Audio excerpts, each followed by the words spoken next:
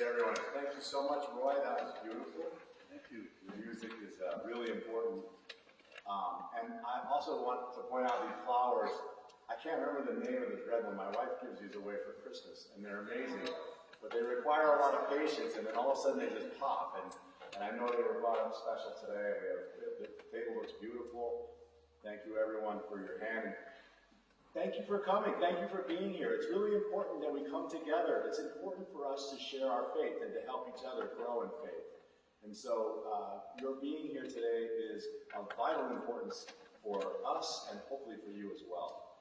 And it's also, for those who don't know, you probably do know, that this is kind of a special time for Holyoke.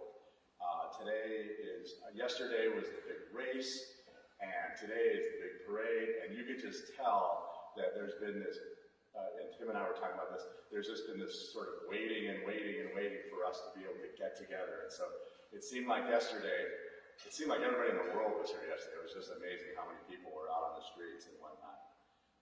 So it was great. So welcome. And because of this, Linda just informed me that she's talked to the local police department, and we're going to be fine getting out after the service. But the parade is starting early today. So, if you're in that lot, you're going to want to move your car at some point. And have some other announcements that today there won't be a normal fellowship time after the service. I do want to remind you that Faithways starts at 11, and you can stay for Faithways. I'll drive you wherever you want after that if you want to stick around. And then also no Jack Horner's Corner today. So basically because of the special parade day. We have some really, I think important news. And again, it speaks to us coming here together, which is we collected over $1,100, $1,170. I know that I received a check from someone for $200 to add to that, and that all those funds will be matched. And most of it's already gone to the Ukraine Relief Fund through the UCC. And so, wow, that's really huge. I think we should applaud that for ourselves. For those who were able to give, if you weren't able to give at that time and you still want to, we do have some white envelopes up here that say Ukrainian Relief Fund. So that's one way to do it. And we're kind of halfway through our Super March, and it's going really, really well. And we have the soup today, minestrone soup, and then the next soup is going to be homemade corn chowder soup. And Karen Luce is making it, and she knows what she's doing in the kitchen. I guarantee you that. So that'll be a good one.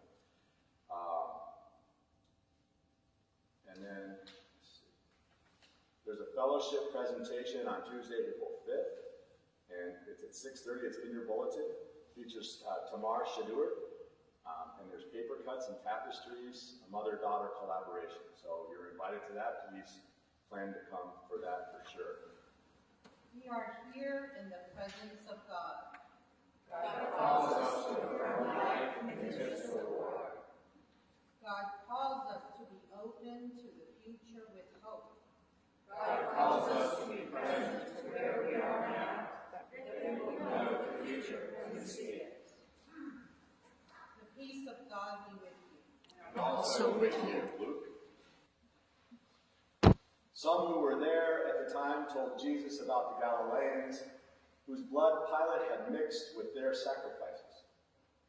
Jesus asked them, "Do you think that because these Galileans suffered in this way, they were worse sinners than all the other Galileans? Hardly.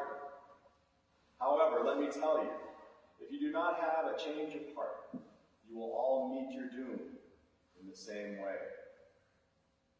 Or how about those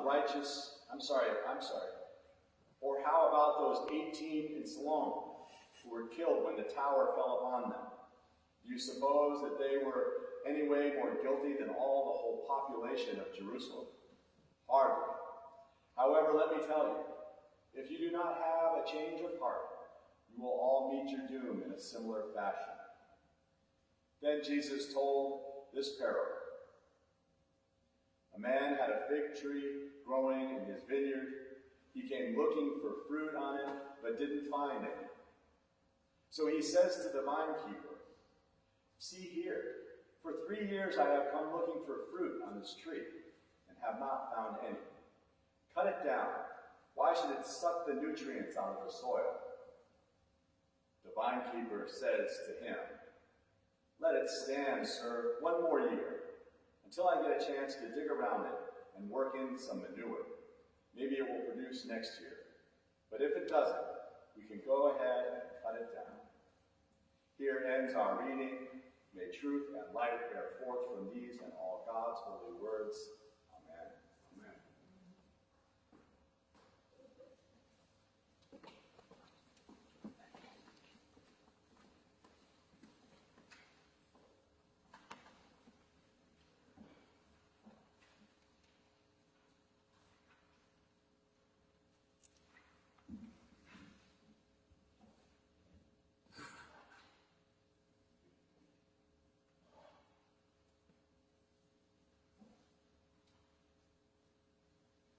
Term biblical criticism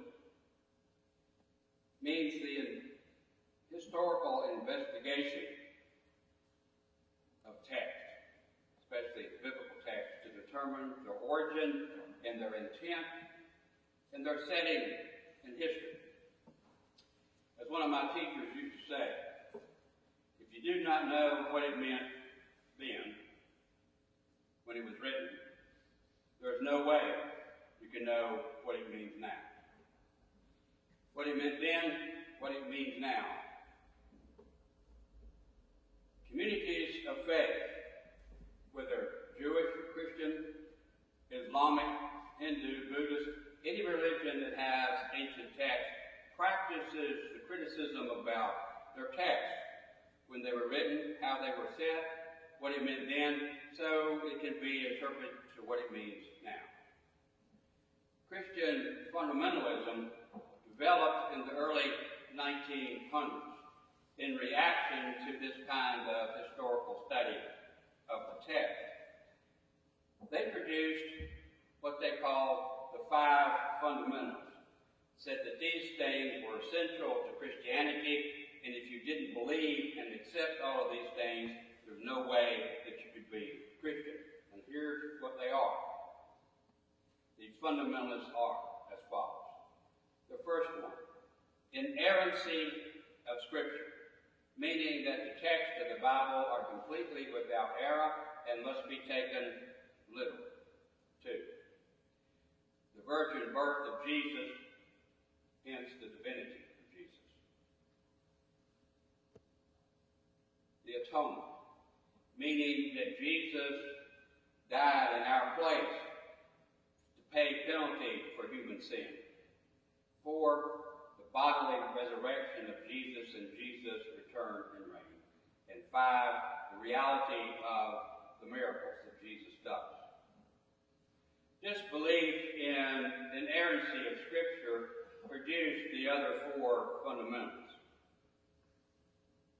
It has kept many folks from asking, what did it mean then? What does it mean for us now? It has kept many folks from the meaning of biblical stories. It has driven many folks out of the church and out of Christianity.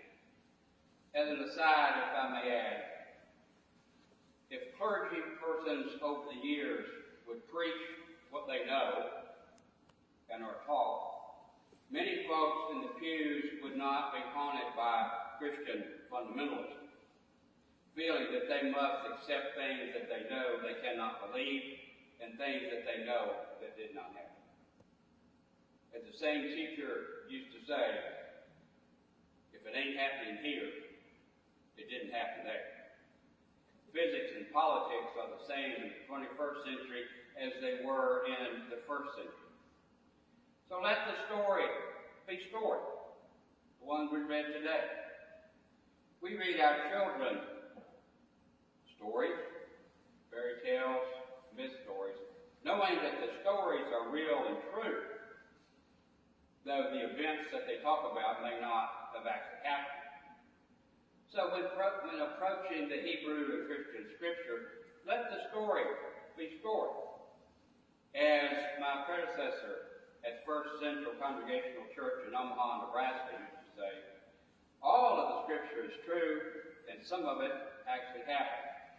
Let the story be story.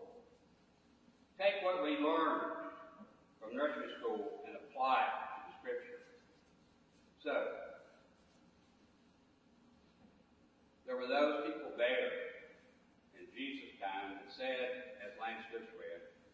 about the Galileans, whose blood Pilate mixed with their sacrifice, or those 18 people who the Tower of Siloam fell on and killed them all.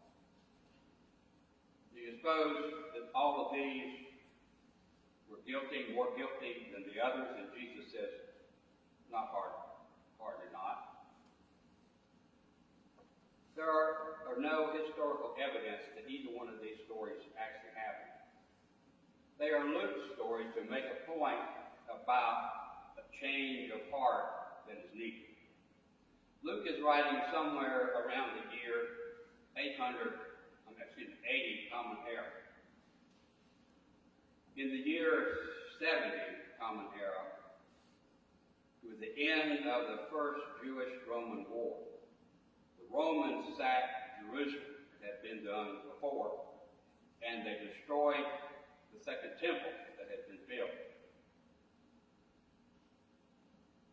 Luke's story with these two things about having a change of heart is talking about the fighting of this war.